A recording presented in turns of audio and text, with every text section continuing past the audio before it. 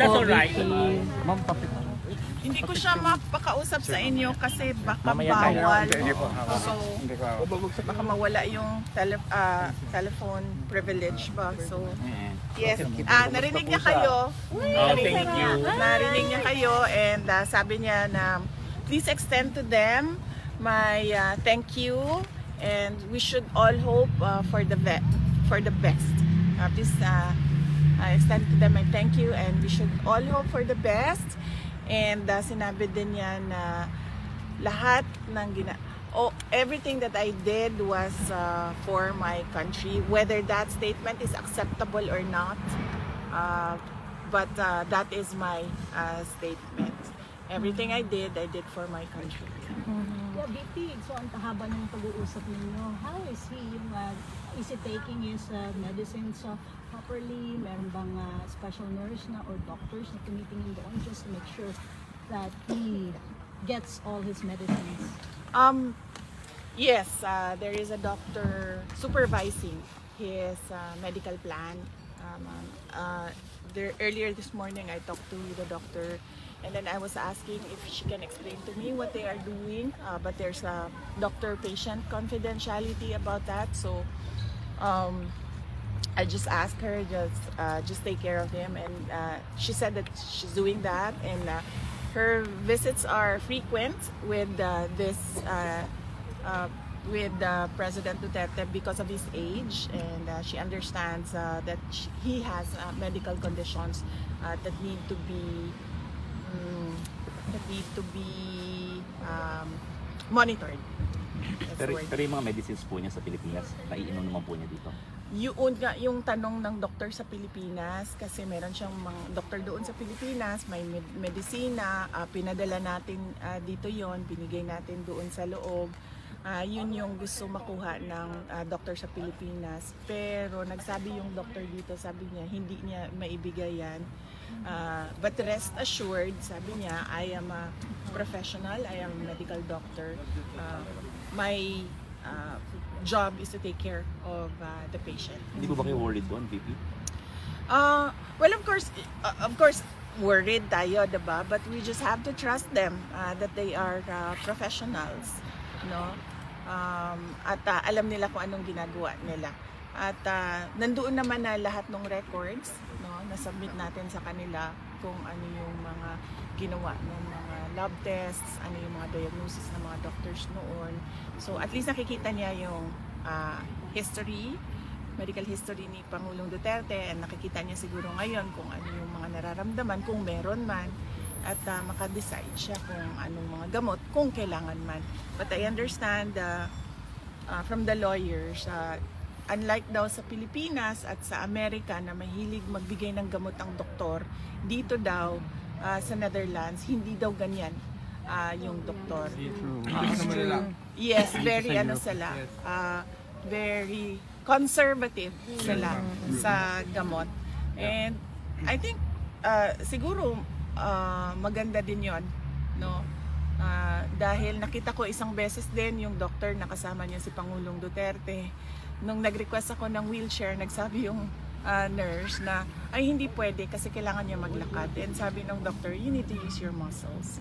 So ganun sila dito. Hindi tulad sa atin, no, na parang pag masakit ang ulo, diretso tayo inom ng paracetamol. So hindi ganyan dito. So we just have to trust their healthcare programs and then their professionalism. VP, just a point of clarification. You were on the phone with your father. Aside from visiting him personally, how important is it that you still had to talk to him on the phone, apart from visiting him personally? Oo. I have no schedule today to visit him in person. The schedule this afternoon will be for Hanilet and Veronica. I was here this morning to deliver documents that was asked of me from the detention unit, so I delivered it personally to the person who asked for it. And yes, so instead of in-person visit, I was allowed a phone call. So we discussed updates in that phone call. How did the former president react upon hearing the loud shouts of support from the supporters here. Yes, nagtanong siya, sabi niya, merong mga kababayan sa labas in English kasi we're only allowed to speak in English because all our conversations are recorded. So, sabi niya, merong mga kababayan sa labas. Yun, sinabi niya, please extend them my thank you. We all hope for the best, and everything I did for my country, whether that statement is acceptable or not, but everything I did for my country, and I want that message out to the world. VP, on another note, do you think Senator Aime's committee's investigation can still play a meaningful role or contribute to your pursuit of justice regarding your father's arrest, considering the palace's directive preventing cabinet secretaries from attending the legislative hearing under the claim of executive privilege? I'm not hopeful for the case of President Duterte getting justice from the government and the administration right now. But I hope that it will not happen again to another Filipino. So that is the value of the committee hearings right now. Maybe they can come up with rules, guidelines, or laws that that thing that happened to President Duterte, like it's called extraordinary rendition in international law, doesn't happen to others. So it would be an example of what should not happen to a Filipino inside our country on Philippine soil. Sinabi po ni Attorney Kaufman kanina that the core defense team has already been completed. So does this mean that your duty or your task here is finally done before you go back to the Philippines and continue your role as Vice President, even as you continue your role as Vice President while you're here in The Hague? Yes, everything is organized with the lawyers. And there is already a system for the family with regard to the visiting here in the detention unit. So yes, and that the last document that was needed of me, I delivered it this morning to the person inside who asked for it. So yes, my task is done. It's And well organized. Does that mean that you're ready to go home? Yes. I'm excited to go home. I just booked the travel arrangements to go home. Will you seek legal aid from the ICC? I do not know what the discussions of because there's lawyer-client privilege. No? So I do not know the discussions of Nick and Attorney Kaufman and the former president with regard to professional fees. Vice President, you say your father's message to the rest of the world is everything I did for my country. How should the rest of the world interpret it? Is that an acknowledgement of responsibility, or can you help us understand what he means by that? Unfortunately, I cannot speak beyond his words. So I guess he expected that there will be different interpretations because he said whether that statement is acceptable or not, that is my statement. So, but unfortunately, I cannot give you an interpretation, and I do not want to go beyond his words. We were cut during our interview a while ago about alliances. Yes, ma'am, sorry. Yeah. Alliances. So I discussed that with Senator Robin Padilla because he's the remaining, because there were two of them before, the chairman, former President Duterte, and the president of PDP, and that is Senator Robin Padilla. And I was asking him what will happen to your campaign, and then he said that we will continue the campaign. And I was thinking of how I can help. I'm not part of PDP, but I was thinking how I can help them since President Duterte is already inside the detention unit, and I'm still thinking about it, ma'am. Maybe on my travel back home, I will have time to reflect on what to do next and how to help the country through the campaign and the elections. Clarification lang VP dun sa pag-uwi niyo po sa Pilipinas, yung mga nabanggit niyo po to kanina in terms of gastos. Opo. Paano po ba yung gastos po dito? Sabi niyo kanina may mga nagbebenta na lang kayo ng gamit imbis na humingi ng donasyon. Can you please elaborate lang po yun? Oo, may nagtanong kanina kung paano daw yung gastusin namin na magkakapatid dito dahil palitan kami sa pagpunta dito at pagbisita kay Pangulong Duterte. At nasabi ko kanina, sabi ko si Hanilat naman merong mga negosyo, long established way, several decades na siguro yung negosyo niya. At ako naman may trabaho, may other income din ako. Yung mga kapatid ko may mga trabaho din, may mga sweldo. At I'm sure meron din silang other income. So, ang arrangement namin ay KKB o kanya-kanyang bayan. Hindi namin napapag-usapan. Hindi rin kami naghihingian ng pera. Napag-usapan namin na hindi tumanggap ng donasyon at hindi humingi ng tulong.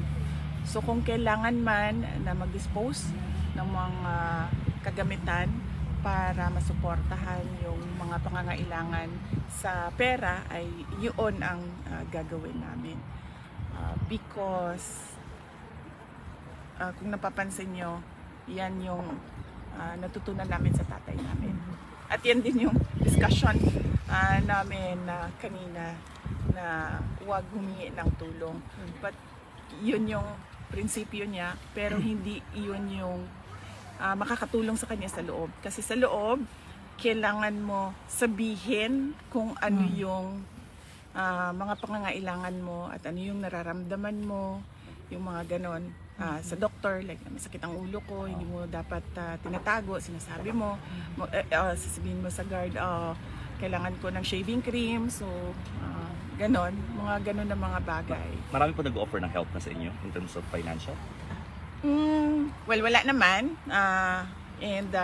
Well, gusto ko lang din malaman ng mga tao na hindi kami tumatanggap ng donasyon, hindi kami humihingi ng pera at wala po kaming inauthorize na kahit sino man na tumanggap on behalf of the family. Klaro yun sa aming magkakapatid. Yes. I suppose it was quite a long conversation on the phone. Yes, yes. Can you give us a bit more of a flavour? You say that he has that message to deliver. Is there anything else that you can reveal from that conversation? And how did you find his spirits? Well, he's in good spirits, yes, today. And he was referring to the visit of the lawyers this morning as well. There was a new lawyer introduced to him. She recently received her papers to be part of the team. And then, and then we discussed birthdays because in the family, many family members have birthdays March, April, and May. So we discussed birthdays, whose birthday is it today, and whose birthday is it on April 14, and whose birthday is it on April 10 and May 31. And then he gave his birthday wishes to everyone. And then, well, he repeatedly said, and I told him I understand where you are coming from, and I totally agree with the urgency. He wants to go back to the Philippines. Sabi niya, I am an old man, I can die anytime, but I want to die in my country. And I told him that we understand that you want it now and it is urgent. And he said yes. And I told him that the lawyers are working every day on your case, and there is a lawyer every day visiting you, explaining what they are doing. How does he spend his days? Well, he said that he went to, I think there's a common room inside. So he mentioned that he went to the common room, and then of course there's a TV in their unit, so he watches the television. And then I told him, I reminded him to add daily outside walking and prayers to his daily activities. Is he getting used to Dutch food? Maybe, likely, or maybe the commissary or the kitchen inside is doing something for him, because I understand every meal has rice already. But he's confused about the sun. So he said he's telling me it's 8 p.m. and there's still sunlight. There's the sunrise and the sunset. So yes, And has he had contact with other detainees? I would assume yes, because he said that he went to the common room. That's what he called it, the common room. So I would assume there are other detainees there in the common room. Would he reconsider writing his own memoir? That is something that I told him the first few days that I was visiting him, just write a book. And then he said that, and I told him, Rizal wrote No Limitangere and El Filibusterismo, and he answered me, at what age did Rizal write his book?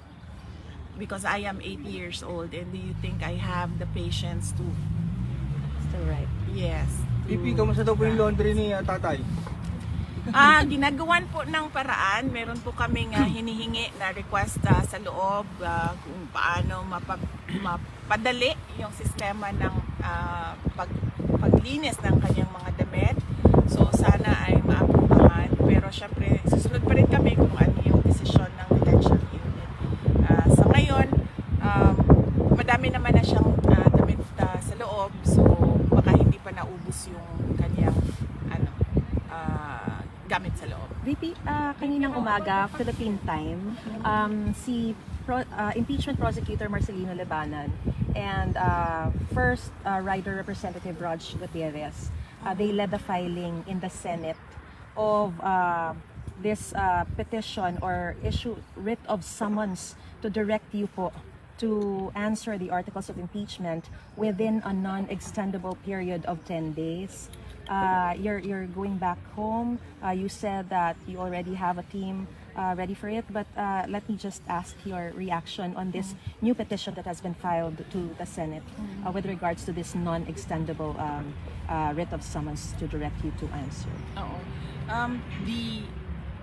The best person to answer that right now is Senate President Cheese Escudero, since the summons was filed in the Senate. I do not wish to comment on that matter. With regards to the birthdays, you mentioned a lot of birthdays coming up.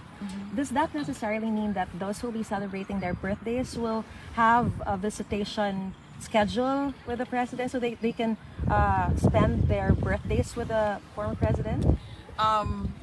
Yes, April 10 we have been requesting for a special visit because it is the birthday of Veronica. April 14, no, that is the birthday of my mother. So she's going home with me. May 31 is my birthday, so I'm still thinking about whether coming here for my birthday. I've not decided on that matter yet. Okay, thank you. Yeah, VP, about the relationship, you said that your relationship with your siblings and your father has never been better. Yes. How about the relationship of your mothers? They don't have a relationship, ma'am. But I think former President Duterte is overjoyed with with what happened to the relationships between my brothers and I and our half sister. So especially when he saw us there last Tuesday. So that would be the first time that he saw Kitty and me together in person, because we do video calls before, but never in person that he saw me, Kitty, and I together. So Naisip sa kainahan, day. Saan kami si mga anak? ay sobra gyud kaayo kamingaw sa mga bata. Kada adlaw mi naga-video call, and kada adlaw ko nagasulti sa ako ang kamingaw, sa ako ang pagmahal sa ilaha, og ang ako ang isa ka anak kay motubag pag maingnan ako I love you motubag na mag and doon ay nagsulti sa ako ang ingana gyud daw ang mga kuan teenager na lalaki pag ingnan nimo I love you maingon ra Maybe just to clarify again, not to presume anything, although di pa naman po kayo nag-file ng interim release for the former president. Pero what you are mentioning na gusto talaga ni former PRRD sa Philippines makabalik. Pero what if hindi siya payagan sa Philippines and other country? Are you considering it? Or meron ba kayo kinoconsider na ibang bansa? Kailangan siguro na yung abogado ang mag-discuss noong interim release, no? So, yan yung usapan namin ng lawyer. Siya lang ang pwede mag-discuss kung ano yung pwede sabihin sa public kasi meron silang lawyer-client confidentiality. So, merong mga bagay na hindi pwede sabihin in public kaya dapat ang lawyer lang din ang magsabi kung anong ginagawa nila as a part of his legal strategy. VP, you've experienced the Dutch bureaucracy and the other good things about the Netherlands or bad things about the Netherlands. Meron ka bang, are you going to get some takeaways and which probably might help you also craft policies when you come home? Yes, ma'am. That question was asked last Tuesday. No, and I discussed one of my takeaways in the Netherlands is the mobility. So here in the Netherlands, you can choose. The person can choose how am I going to go around the Netherlands, or how am I going to go around The Hague. So I can walk, I can use a motorcycle, I can bicycle, I can use Uber, I can taxi, I can use the tram. Is that what you call it? No, the tram, and then there are the trains. So the person has a lot of options. Unfortunately, in the Philippines, we do not have that. In Davao City, when I was mayor, I know and I knew the importance of mass transportation. That's why we started the high priority bus system during the term of President Duterte.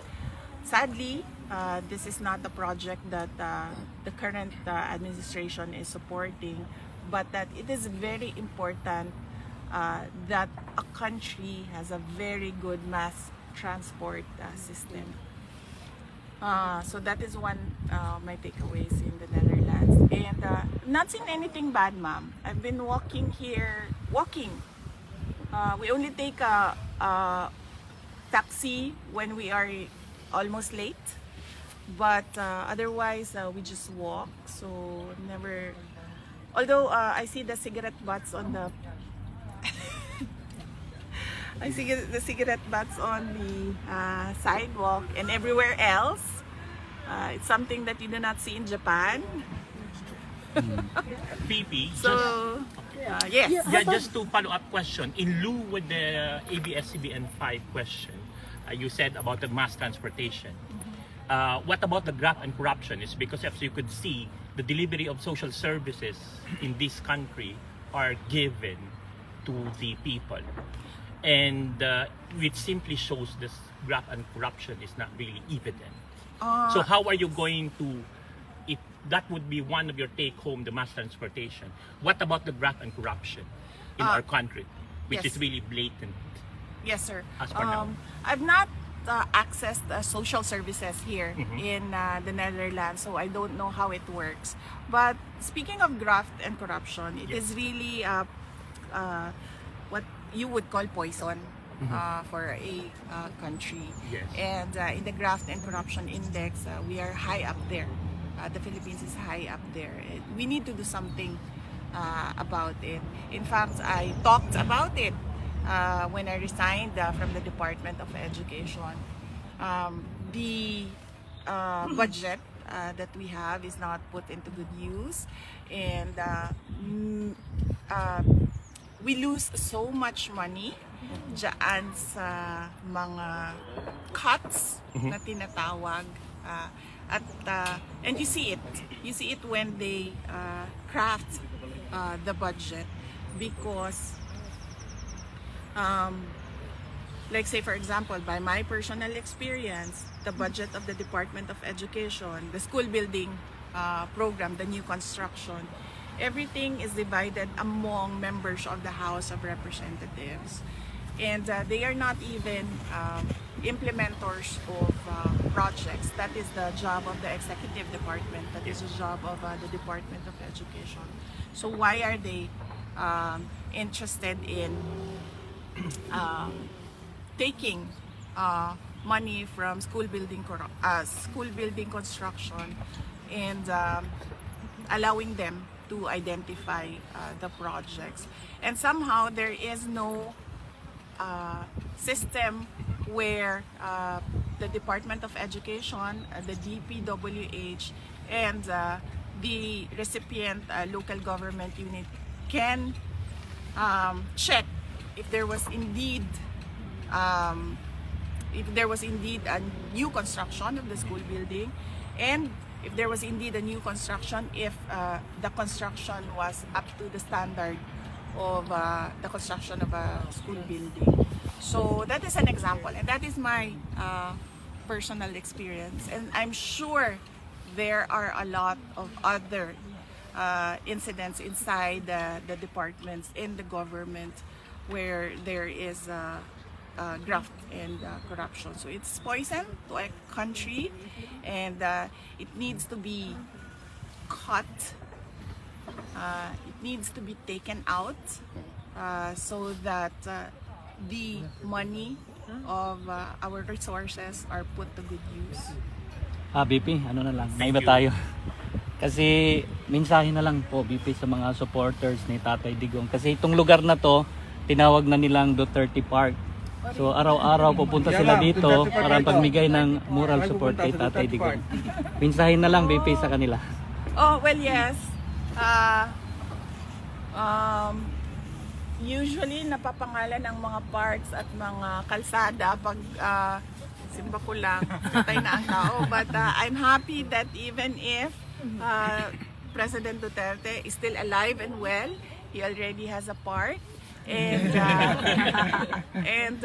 it is in The Hague, in the Netherlands. Yeah. So parang sikat na sikat ka, no? Pilipino ka pero meron ka ng some sort of pwede ba tawagin pseudo park, kasi hindi naman talaga totoo na Duterte Park, no? Dito sa the Netherlands. Pero sigurado ako, knowing my father, he would want na yung Duterte Park na yan ay nasa loob ng Pilipinas at hindi sa loob ng the Netherlands. BP, you also experience here a sort of equality, like even if you're a politician, you're a rich person, everyone is treated equal. How do you feel about it? You're walking, sa Pilipinas kasi, if you're a politician, you have a position, you cannot walk around. You should have bodyguards. Here, even the Prime Minister is biking. Well, I do not know, ma'am, about the activities of their local politicians here. I've not reached out to any government official here in the Netherlands, so I do not know their activities. But I'm happy that they have that freedom. In the Philippines, I walk, yes. We have security, but mainly because it is their duty to protect the person. So I'm happy that they have that freedom. I hope we have that freedom as well in the Philippines. I'm not really more concerned about my security, but usually I use the security for the convenience of the public. Kasi pag lumalabas ako, minsan nagkakagulo. So, naiirita yung ibang tao. So, para lang hindi maabala yung ibang tao na ginagamit yung security. Pero I hope we have this freedom as well. Nasubukan ko siya dito, nakapaglakad ako. Sana man lang ay meron din tayong ganyan sa Pilipinas na hindi maabala yung ibang tao. We understand that you are the next of kin since the former president is no longer married. But will there be anyone who will be given the right to conjugal visit, which, according to the law of the ICC, would be given more time as compared to the other visits? For my peace and security, I will not answer that question, ma'am. If you have the opportunity to ask that of the former president, you can ask him who he wants to have. Sorry, let's go na. Bye-bye. Bye-bye. Thank you, VP. Yes, sir. Picture sa UK sa Sunday ba? Oo. For PDP, no? PDP. Opo. Mensahe lang sa mga supporters dito, no? Opo. KOJC o mga supporters ng FPRRD para sa PDP. Okay, sige. Maraming salamat sa Kingdom of Jesus Christ members at maraming salamat sa supporters ng PDP Party sa suporta ninyo sa mga senators ng PDP. Unang-una na si Senator Bato de la Rosa, si Senator Bongo, si Senator Attorney J.V. Himlo, si Senator Attorney Raul Lambino, Senator Attorney Jimmy Bondok at si Senator Philip Salvador. At wag po natin kalimutan na meron pong mga guest candidates ang PDP. Ito po yun ay si Senator Attorney Vic Rodriguez, Senator Attorney Rodante, Marcoleta, si Senator Dr. Richard Mata, and si Pastor Apollo Kibuloy. Senator Pastor Apollo Kibuloy. Na napakalaki ang ating pagpapasalamat, no, dahil sa tulong ng SMNI at ng KOJC na mapaabot ang mga balita sa ating mga kababayan sa buong mundo. Pahabol ma'am sa Belgium karungkuan. Sunday po. Oo. Nasabi ko, no, London, no? UK nasabi. Kanina, no? Karon sa Belgium. Okay. Maraming salamat sa ating mga kababayan sa Belgium, sa ating mga members ng Kingdom of Jesus Christ, sa mga supporters ng PDP Laban, sa inyong meeting de avance para sa mga senador ng PDP. Unang-una na si Senator Bongo, si Senator Bato de la Rosa, si Senator J.V. Himlo, si Senator Raul Lambino, si Senator Jimmy Bondoc, si Senator Philip Salvador. At meron po silang mga guest candidates napakahalaga dahil kailangan yung 10 ay maalala ninyo. Si Senator Vic Rodriguez, si Senator Rodante Marcoleta, si Senator Richard Mata, and of course si Senator Pastor Apollo Kibuloy. Isipin po natin na marami silang magagawa para sa ating bayan. Unang-una na lang ay baguhin ang muka ng governance and government sa ating bayan. Maraming salamat sa inyo dahil sinuportahan ninyo ang panawagan ng PDP na itong 10 ang iboto para sa Senado ngayong darating na halalan sa buwan ng Mayo. Thank you, ma'am. Thank you, Vic. Consider niyo po ba na isali po si Senator Aino sa guest candidates po? Senator in State ng PDP. Kasi kanina po nabanggit po na meron po kayong friendship and it's beyond political or politics. Hindi kasi ako member ng PDP Laban, so hindi ko sila nakakausap with regard to their senator slate. Sumusunod lang ako sa mga pronouncements ni Pangulong Duterte at mga sinasabi niya with regard to guest candidates. So yun lang yung... Would you welcome po if ever po na natanggapin or pulin po si Senator Aino sa guest candidate po ng PDP? Well, I cannot really speak for PDP, no? Siguro, discuss natin yan kung meron ng agreement si Senator Amy Marcos at ang PDP Laban. So ngayon, wala pa akong update.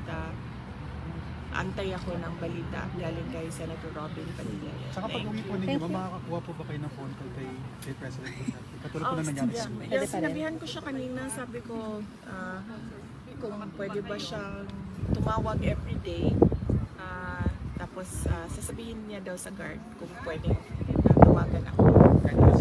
Yes. Sinabi ko sa kanya, my phone is open 24 hours a day. The detention unit knows my phone. It's isa lang ang number ko since 2004. So yan yung pwede niya tawagan. At sabi ko, it's 24 hours a day. Pero meron lang kasi silang allowed time para tumawag. Kaya sinabi ko sa kanya, please ask them that you want to call me every day. So ako na yung nagsabi sa kanya na you want to call me every day. Hindi ko lang alam kung gusto niya. But, well, yes. That phone call was probably the longest in my 46 years, no, with my father. That phone call was probably the longest. Ilan yun? Almost 30 minutes. Half an hour. Oo, almost an hour. Kaya ka po ninyo yung puno mong kanina. Oo, niyakap ko na. Kasi sumasandal na ako sa puno para ma-relax yung paa ko. And it's good to hug trees, no? You get their energy. Except that, well, buhay pa itong tree na to, so okay lang siya. Thank you! Thank you, ma'am. Thank you. Have a safe trip.